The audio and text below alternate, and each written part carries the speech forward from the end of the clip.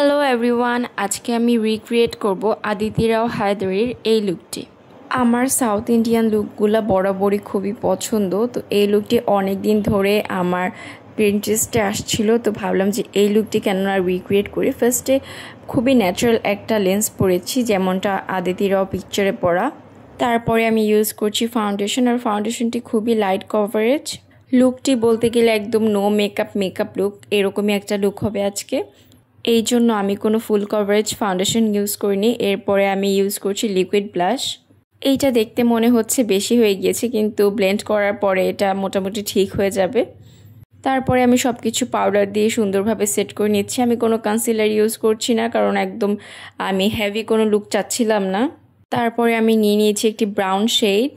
এইটা আমি আমার চোখের আউটার কর্নারে ইউজ করব। জাস্ট অল্প একটু নিয়ে খুব সুন্দর মতো ব্লেন্ড করে দেব, যাতে কোনো হার্শ লাইন না থাকে।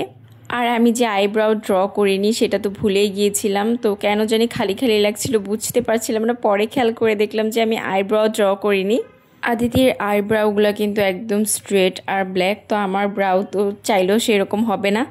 তারপর আমি একটু ট্রাই করছিলাম যাতে একটু লিফটেড একটা লুক আসে, এই জন্য আমি একটু মাস্কারা ইউজ করেছিলাম আইব্রাউতে। আর তারপরে আমি আবার আমার আই লুক করা স্টার্ট করলাম। আমি একটা একদমই লাইট একটা মভিশ পিঙ্ক একটা আইশ্যাডো নিয়ে নিয়েছি। এইটা এখন আমি আমার পুরো আইলিডে দিয়ে দিব, খুবই হালকা করে দিয়ে দিব আর সুন্দর মতো ব্লেন্ড করে দিব। আর এখন আমি চোখের নিচের দিকটাতে জাস্ট হালকা একটু শিমারি আইশ্যাডো ইউজ করছি।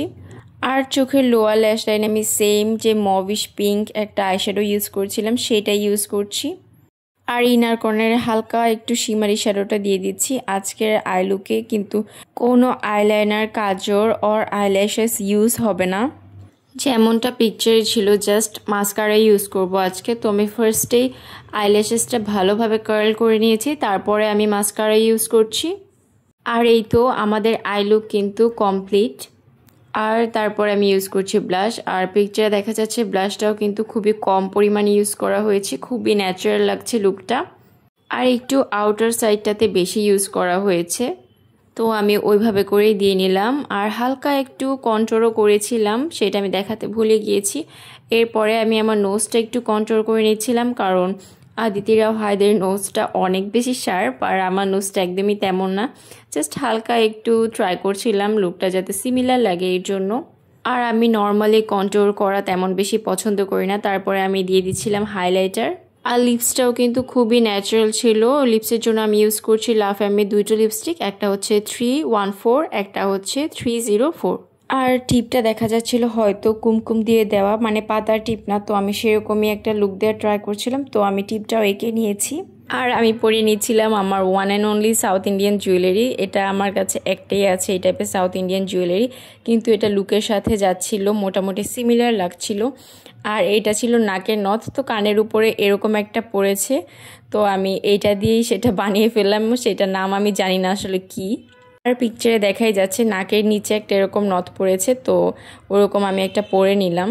আর এই টাইপের নথ খুঁজে পাচ্ছিলাম না বলে আমার লুকটা রিক্রিয়েট করতে এতদিন সময় লাগলো। আমি অনেক খুঁজেছি কিন্তু পাইনি, তো কোথাও খুঁজে না পেয়ে এটা আমি নিজেই বানিয়ে নিয়েছি। আর এই হচ্ছে আমার ফাইনাল লুক। লুকটি কেমন হয়েছে অবশ্যই কিন্তু আমাকে কমেন্ট করে জানাবেন, আর তার সাথে আমার কম্পেয়ার করবেন না। জাস্ট আমি লুকটা রিক্রিয়েট করেছি। Thanks for watching.